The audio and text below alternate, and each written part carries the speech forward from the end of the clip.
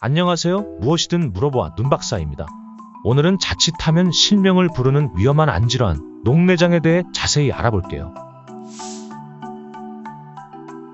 녹내장이란 쉽게 말해서 눈에 생긴 고혈압입니다. 사람의 몸도 나이가 들면 혈관벽의 탄력성이 떨어지고 노폐물이 쌓여 동맥경화가 발생하며 고혈압에까지 이르게 됩니다.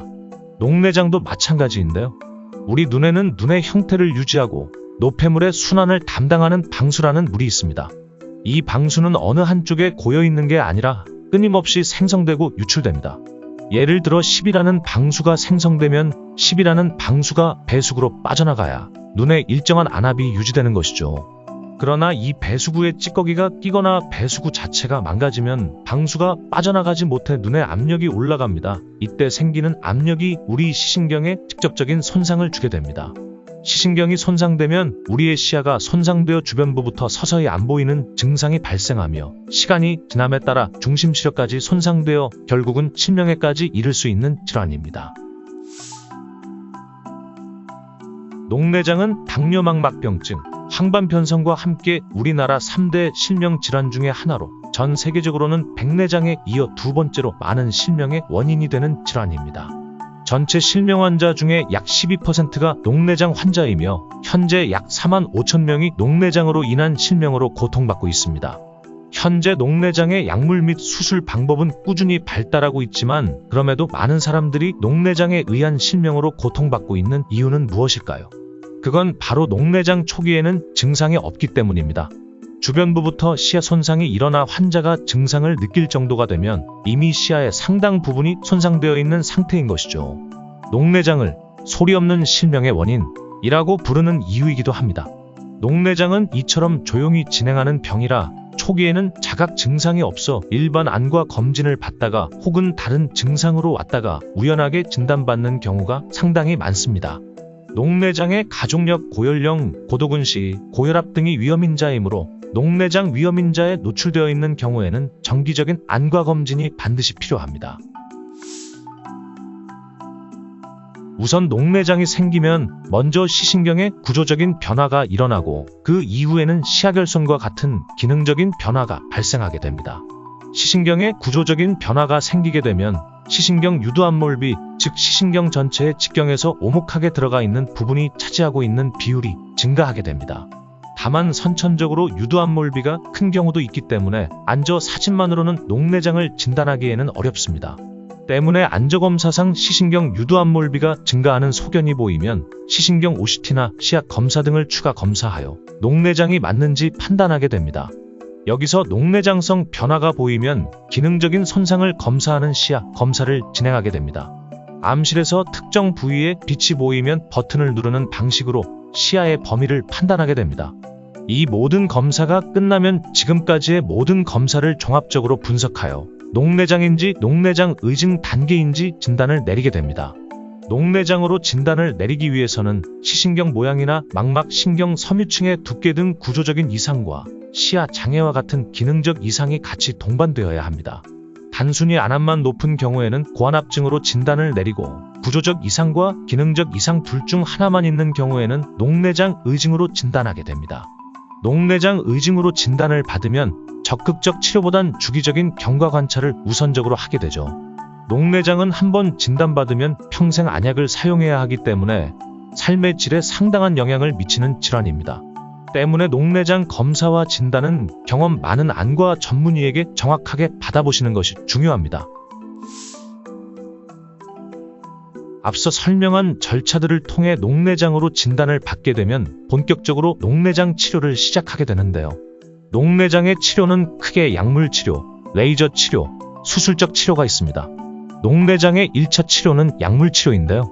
안압 하강제와 같은 안압을 낮추는 안약을 사용하거나 시신경 혈류를 개선시켜주는 혈액순환제를 같이 복용하기도 합니다. 레이저 치료나 수술적 치료는 안압약을 사용했음에도 안압 조절이 안 되는 경우에 시행하게 됩니다. 레이저 치료는 대표적으로 방수의 유출로를 넓혀주는 선택적 레이저 섬유주 성형술과 급성 폐쇄각 녹내장 시 시행하는 레이저 홍채 절개술이 있습니다. 대부분 레이저 치료를 했다고 하더라도 안압약은 지속적으로 사용하는 경우가 대부분입니다. 수술적 치료는 선천성 녹내장인 경우 앞선 약물 치료와 레이저 치료에도 안압을 충분히 낮추지 못하는 경우에 진행됩니다. 녹내장 수술은 안구 내 방수가 적절하게 배출될 수 있는 새로운 통로를 만들어주는 수술입니다. 최근에는 기존의 수술법의 단점을 보완한 미세침습 녹내장 수술인 젠 스텐트 수술 방법 등이 있습니다. 녹내장으로 진단받거나 치료 중인 환자들이 약물 혹은 수술적 처치 이외의 일상생활에서 안압을 낮추기 위한 생활습관은 무엇이 있을까요? 대부분 병원에서는 간단하게 녹내장 약을 잘 넣으세요 라고만 안내하고 뭘 먹으면 좋은지 어떤 행동은 하지 말아야 하는지 환자에게 말해주지 않습니다. 일상생활의 행동 방식이 환자의 녹내장의 진행을 억제하는 데 도움이 될 수 있다면 더할 나위 없이 좋지 않을까요? 녹내장 발생의 주요 원인은 안압 상승과 시신경의 혈액순환 장애로 인한 시신경 손상입니다. 그럼 어떤 생활습관이 녹내장에 좋은지 나쁜지 알아보고 실생활에서 활용할 수 있는 팁에 대해 알아볼게요. 첫 번째, 안압을 올릴 수 있는 생활습관을 피해야 합니다. 먼저 트럼펫이나 오보에 등 힘껏 숨을 내뿜어야 하는 관악기의 연주가 안압을 50mm 이상 현저히 상승시킬 수 있다는 사실이 잘 알려져 있습니다. 또한 벤치프레스 등 웨이트 트레이닝과 스쿠버 다이빙, 물구나무 서기를 비롯하여 머리를 심장보다 아래에 위치하도록 하는 다양한 요가 운동이 안압을 올릴 수 있고, 번지 점프도 급강하 후에 순간적인 반동 시 급격한 안압 상승을 일으킨다고 보고되고 있으니 녹내장이 의심되거나 진단받으신 분들은 이러한 활동에 각별히 주의하셔야겠습니다. 음식 중에는 커피, 차, 탄산음료, 에너지음료 등에 포함된 카페인이 안압 상승을 일으킬 수 있다고 알려져 있으므로 녹내장 환자들은 카페인 함유 음료를 과도하게 섭취하지 않도록 주의가 필요합니다. 두 번째, 시신경의 혈액순환을 나쁘게 할 수 있는 생활습관을 피해야 합니다. 안압 상승과 직접적으로 관련되어 있지는 않지만 시신경의 퇴행성 손상을 유발하는 가장 대표적인 생활습관은 바로 흡연입니다. 또한 수면무호흡증으로 인한 저산소증과 저혈압, 부정맥, 죽상동맥경화증 등의 심혈관 질환, 비만 등도 녹내장의 발생과 간접적으로 연관이 되어 있는 것으로 알려져 있는데요. 특정 수면제와 항우울약제, 과복용도 시신경에 악영향을 미칠 가능성이 있다는 내용이 보고되었습니다. 녹내장이나 녹내장 의증 진단을 받은 사람은 무심코 지나가기 쉬운 이러한 나쁜 생활 습관들을 주의 깊게 살펴볼 필요가 있겠습니다. 폐경 후의 여성 호르몬 에스트로겐 대체 요법이 녹내장으로 인한 시신경 손상을 방지하는 데 어느 정도 도움이 될 수 있다고 하는데요. 이와 같은 대표적인 항산화 물질로는 차, 적포도주 등에 함유된 플라보노이드, 블루베리와 빌베리 등에 함유된 안토시아노사이드, 은행잎 추출물, 커큐민, 코엔자임 큐신 멜라토닌 등이며 이외의 다크초콜릿에도 항산화 물질이 포함되어 있어요. 또한 오메가 지방산과 비타민 A, B, C, D, E, 마그네슘 등도 녹내장으로 인한 시신경 손상의 예방 및 진행 억제 효과가 있을 수 있다는 보고되었네요. 뿐만 아니라 자전거 타기, 빠르게 걷기, 수영, 에어로빅 등 유산소 운동을 정기적으로 꾸준히 하면 어느 정도 안압의 하강을 기대할 수 있다고 하니 꾸준한 유산소 운동으로 건강을 지켜봅시다. 녹내장은 초기에 자각 증상이 없는 경우가 대부분이기 때문에 진단이 늦어지는 경우가 많으므로 조기 진단이 중요한 질환입니다. 한번 손상된 시신경은 회복시키기가 어렵기 때문에 일단 녹내장으로 진단되면 약물 및 레이저, 수술 등 적극적인 치료를 통하여 신경의 추가 손상을 최대한 억제하고자 노력해야 하는데요.